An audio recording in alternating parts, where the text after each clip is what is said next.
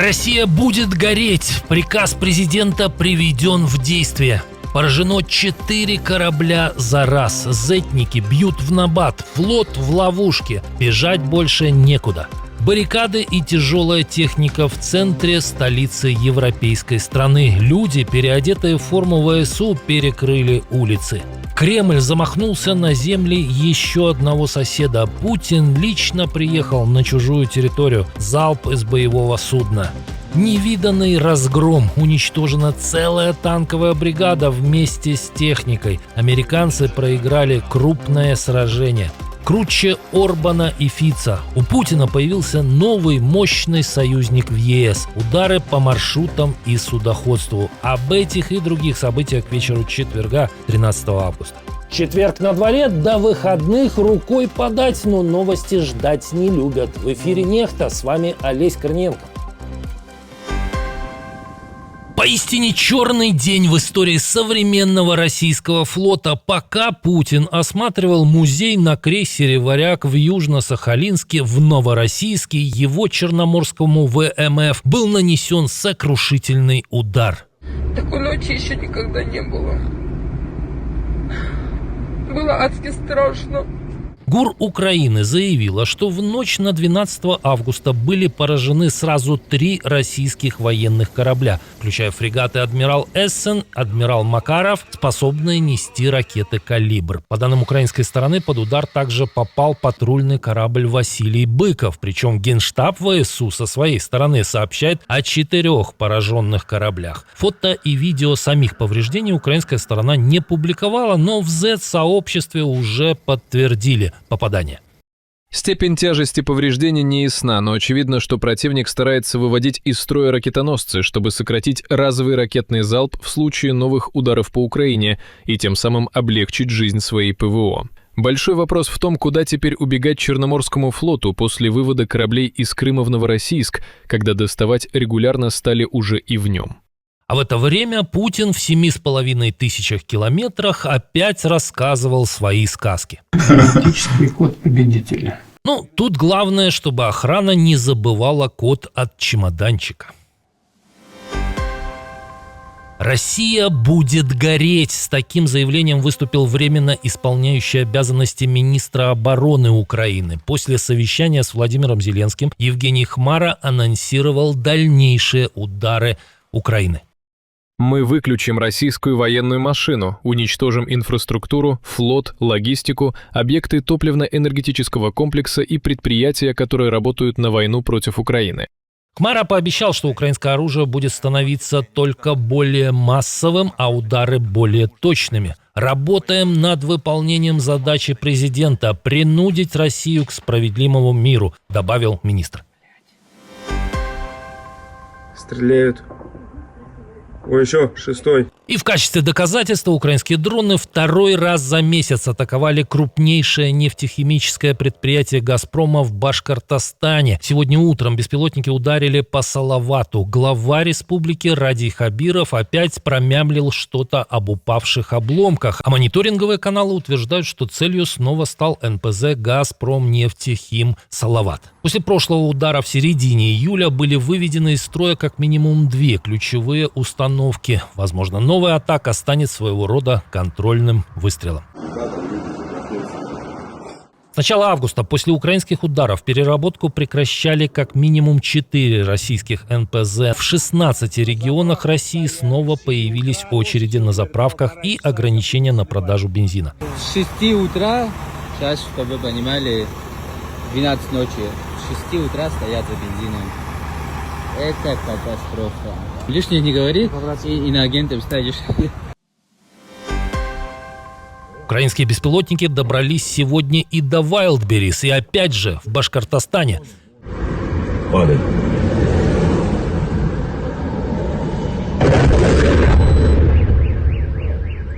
Компания признала факт пожара на одном из своих объектов, хотя и не указала на каком. По данным мониторинговых каналов, речь идет о логистическом центре в Чешминском районе республики. Комплекс площадью почти 190 тысяч квадратных метров еще полностью недостроен, но часть мощностей уже используется. В самой компании утверждают, что товары на атакованном объекте не хранились. Но украинские дроноводы способны разносить не только НПЗ и склады, но и крупные подразделения противника. The Wall Street Journal рассказал о том, как воины ВСУ разгромили целую бронетанковую бригаду. Причем не российскую, а американскую.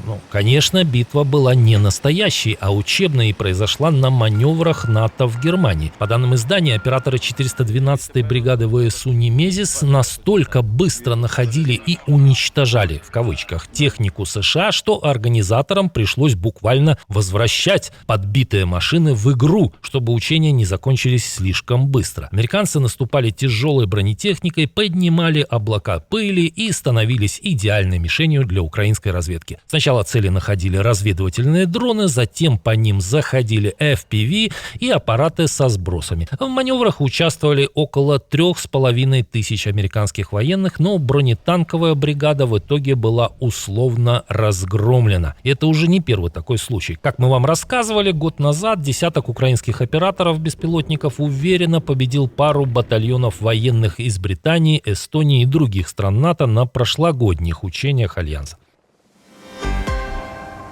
Вот российские дроноводы в очередной раз показали, что они обычные бандиты. БПЛА агрессора прицельно атаковал пассажирский поезд в Одесской области. По данным Укрзалезницы, погибли машинист и его помощник. Около 350 пассажиров эвакуированы.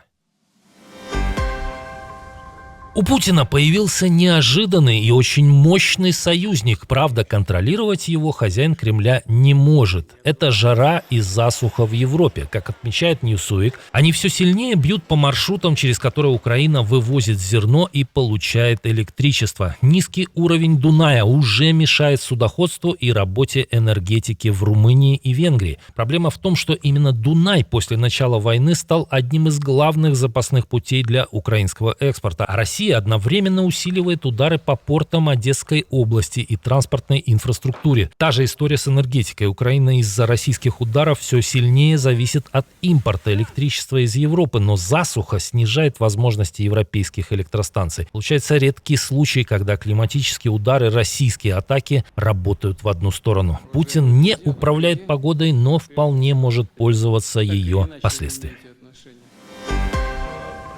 Но Путин не был бы собой, если бы не наживал и новых врагов. Хозяин Кремля решил помахать красной тряпкой у одной из богатейших стран мира. Впервые за все годы нахождения у власти правитель РФ лично приехал на Курильские острова, которые Япония считает своими. В Токио отреагировали предсказуемо отрицательно. Северные территории являются неотъемлемой частью территории Японии, как с исторической точки зрения, так и в соответствии с международным правом. Этот последний визит действующего президента России оскорбляет чувства японского народа и является абсолютно неприемлемым. Спор вокруг Курил тянется с 1945 года, когда Сталин принял решение не отдавать захваченный архипелаг Японии. Токио хоть и поддерживает западные санкции в отношении Москвы и оказывает гуманитарную помощь Киеву, в военной помощи Украине ранее отказывала. Возможно, после этого демонстративного выпада кремлевского геополитика власти страны восходящего солнца пересмотрят свои подходы. Тем временем в самой России произошло настоящее чудо. Экономика страны-агрессора опять демонстрирует рост. Во всяком случае, это получилось в отчете Росстата. Причем это произошло сразу после того, как Путин потребовал прекратить падение экономики. Почему траектория макропоказателей пока находится ниже ожиданий, причем ниже ожиданий не только экспертов, аналитиков, но и прогнозов. По данным Государственного статистического ведомства, во втором квартале российский ВВП прибавил 1,3%. У целого ряда высоких чиновников брови должны полезть на лоб, так как цифры Росстата оказались выше прогнозов и Минэкономразвития, и Центробанка. В принципе, данный рост может быть не только на бумаге. Бюджет получил выгоду от роста цен на нефть из-за войны на Ближнем Востоке, а на эти деньги наделали оружие. Формально рост производства. Только на ракеты и дроны масла не намажешь. А вот в Севастополе об этих успехах путиномики могут не узнать. Оккупированный город остался без электричества после массированной атаки украинских беспилотников. Местный гауляйтер Михаил Развожаев призвал жителей экономить заряд телефонов и не перегружать сеть, когда свет вернут. Дал он и еще один дельный совет – не паниковать. По данным канала «Крымский ветер», под удар могла попасть Балаклавская ТЭС, один из ключевых энергообъектов полуострова, а также крупный гидроузел, который снабжает Севастополь водой. Жители Крыма также сообщали о дронах и стрельбе в районе Таврической ТЭС. А вот это провал, подумал не Штирлиц, а жители Новосибирска. На следующий день после отъезда Путина прямо в центре города на оживленной развязке образовалась дыра. Перед визитом важного московского гостя местные власти суетливо наводили марафет на внешний вид улиц, в том числе аврально перекладывали асфальт, возможно, не очень качественно. Наконец-то большую войну в Европе заметил Голливуд, пока миллионы либералов в США ищут антивоенное послание в «Одиссее» Нолана, разбираясь в военных преступлениях Бронзового века. В Хорватии снимают фильм о том, что делает Путин с Украиной прямо сейчас. Будущий политический триллер режиссера Дага Лаймана носит характерное название «Змеиный остров». Ради съемок центр хорватской столицы уже заставили баррикадами и военной техникой, а на улицах появились актеры в украинской форме. В главных ролях оскароносные Эдриан Броуди и Шон Пенн. Оба актера давно публично поддерживают Украину, а Пенн не раз приезжал в страну после российского вторжения.